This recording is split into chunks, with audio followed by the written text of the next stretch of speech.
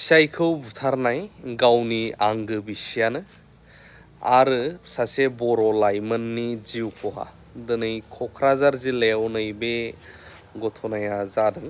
बे जाथाया जादों।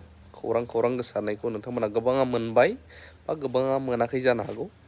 रायजोफोर नैबे ब्लगजों लोगोसेनो आं फोरमायलांगोन। फिन खेबसेबाव गासैनिसिमबो अननाय आरो सिबिनायखौ बावहरनानै नैबे समावहाय नैबे खौरांखौ आं नोंथांमोननो होनो सानदों। बेनि सिगां आं माखासे बुस्थु लादों। नै बुस्थु माने जन्थु मा बियो खौरांखौ होलांगासिनो दं। बे जाहैबाय राजा राजा राजा राजा बेदा बेदा सरफास फैनाय बेदा बेदा राजा राजा राजा राजा राजा बेदा बेदा नैबे सालुथार साला बेदा बेदा बेदा बेदा बेदा बेदा बेदा बेदा आं बिसोरखौ लाबाय आं बिसोरनि जादा एसे बेलेग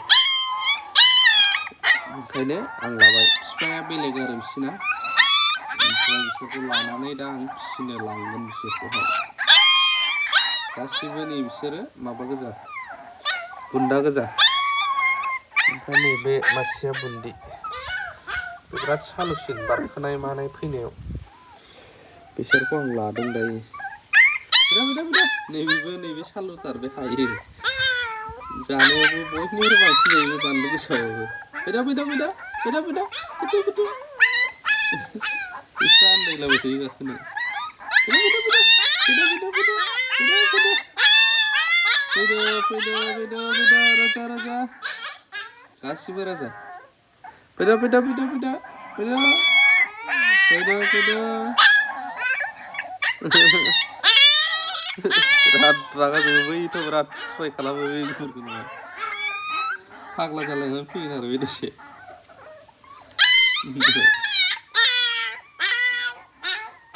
थ' आं बिसोरखौ फिसिनो लाबाय माने सासे मालिकनि आरो आजिखालि सैमानि बेसेनाथ' बिराद ना नोंथांमोनहाबो मिथिखायो। जिखुनुआनो जाया नैबे स्पेसियेल खौरांखौसो होग्रोनो सानो। बे जाहैबाय गावनि बिसियानो फिसायखौ बुथारनायनि गोबां खौरां होगासिनो दं क'क्राझार जिल्लायाव। चुप बोरै जादों क'क्राझारनि मानाव गेदेर पुलिसनिफ्रायनो नोंथांमोना खोनासंग्रोदो भटगाव जायगायाव। बिनि उनाव बर' लाइमोननि जिउ खहानि सायाव फैगासिनो दं। খবৰ পাইছোঁ আমি যোনটো প্লেচ অফ অকাৰেঞ্চটো ভিজিট কৰিলোঁ। আমি অলৰেডি দুজন ছাছপেক্ট এপ্ৰিহেণ্ড কৰিছোঁ। ডাউট আছে যে তেওঁৰ ৱাইফ আৰু ৱাইফৰ ব্ৰাদাৰ তেওঁ ইনভলভ আছে বুলি ভাবিছোঁ আমি। আৰু যিখিনি প্ৰিলিমিনাৰী চাইছোঁ তেওঁ ষ্ট্ৰেংগুলেশ্যন মাৰ্কটো চাই পিনি এইটো এলিজেড মাৰ্ডাৰ নিচিনা লাগিছে। কিন্তু ফাৰ্ডাৰ পষ্টমৰ্টেম হোৱাৰ পিছত আমি গম পাম যে একচুৱেলি কি হৈছিলে ঘটনাটো। আৰু আমি খুব সোনকালে ক্ৰেক কৰিবলৈ চেষ্টা কৰিম এইটো যদিহে মাৰ্ডাৰ হয়। ঠিক আছে। দুজন ক'ত আছে? দুজন থানাত আছে। আমি সোধপোছ কৰি আছোঁ। প্ৰথমতে ইনকুৱেষ্ট এইখিনি কৰি লওঁ। পিঅ'টো আমাৰ প্ৰিজাৰ্ভ কৰা হৈ গৈছে। আমি গোটেইটো বেলেগে যাতে যাব নোৱাৰে কোনো ফিংগাৰপ্ৰিণ্টখিনি যাতে প্ৰিজাৰ্ভ কৰিব পাৰোঁ এইখিনি কৰিছোঁ অলৰেডি।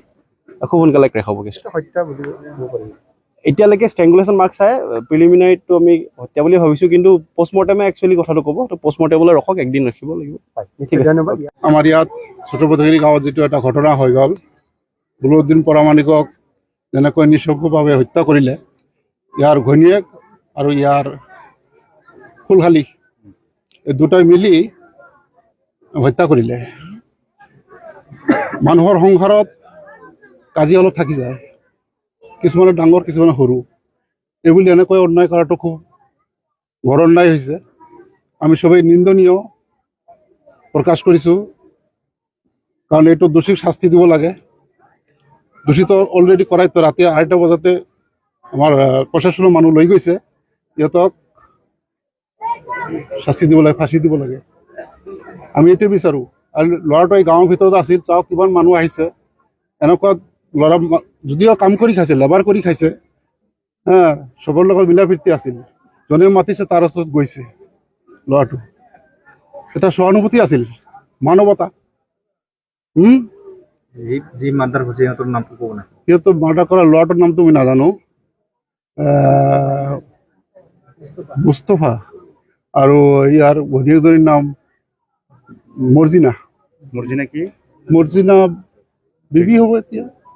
মই ঘৰৰ পৰা ওলাই পেচাব কৰিব গৈছো তেতিয়াই মানে এই ছোৱালীজন বেটাৰ বৌটা ওলাই গ'ল ওঠে মই পেচাব কৰি ঘৰৰ ভিতৰে আছি দরজা মাৰিম এৰি মাজে আছে কান্দিবা ধৰছে ফিট দৌৰাই যায় দেখোঁ মানে ল'ৰাটো ফেলাই থৈছে আপনার লড়া হা আমার ল'ৰা এই মরাটা আপনার লড়া হয় হ্যাঁ হ্যাঁ কি নাম বলরুদ্দিন বলুন পরে আমি দেখে তো মানে পড়ে গেছি বেউট হইয়া উমরা দুইজনে ধরছে ধরে নিয়ে যাচ্ছে ঘরত আমাকে যাই তুলছে বেটিতে গেছে ধরে আছে ওই আপিটা আর ওই লড়াটা ওর ভাইটা আচ্ছা আচ্ছা আপিটার ভাইটা ও ওরা দুইজনে ঘরের ভিতরে আনিয়ে থুইয়া মোরা কান্দন আরম্ভ করতে মগজে থাকে যে তুলিয়ে দিছে মোর আপিটাও গেছিল বেটিটা গেছিল আসিয়ে কল মানে কান্দাকাটি বাজে ঘরের দরজাটা বন্ধ করে ইহা তো পলাবো না হাজে ইমরা কিন্তু মারছে মুই যে হিসাবত দেখলাম তাতে পড়ে আছে কোনো নড়াচড়া নাই কোনো কিছু নাই ইহা তো মারিয়ে নিয়ে যাচ্ছিছে ওটাই ওই দরজা বন্ধ করে দিছি আমি তো আর ঠিক ঠাকের পাইনি প্রথম মগ নিয়ে যাই চোখের উপরে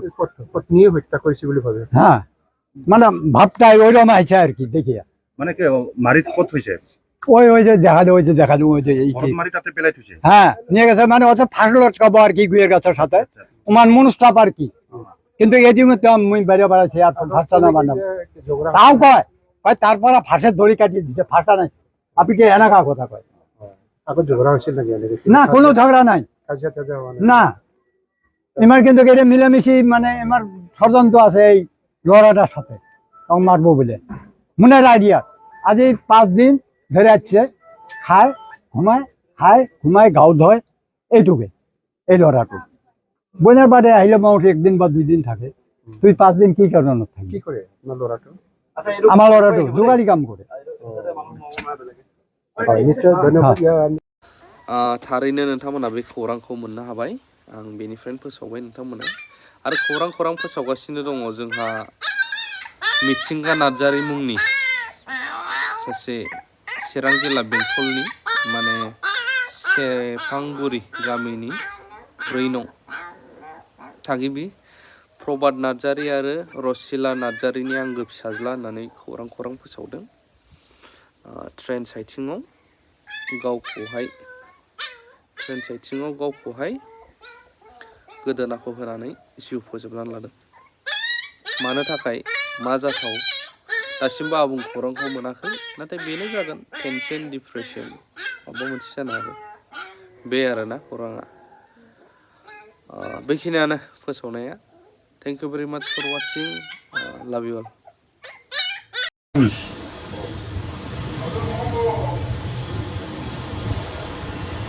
नैबे चेन्नाईनि बडलेण्ड गेस्ट हाउस इथे खासिपारानि दादा কাম কৰি আছে না এইটো কোনে বনাইছে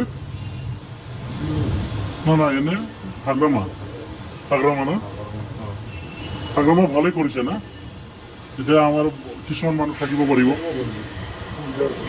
বঢ়িয়া বনাইছে এইফালে মাটিটো কিমান আছে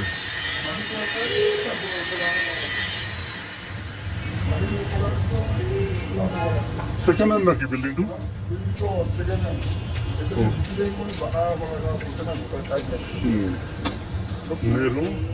নেহরু পার্বর নেহরু স্টেশন না এটা মেট্রো না নেহরু পার্বর লগতে থাকা এইটো বডলেণ্ড গেষ্ট হাউস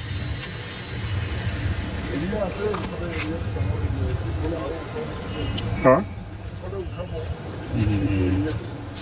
বঢ়িয়া ঠিক আছে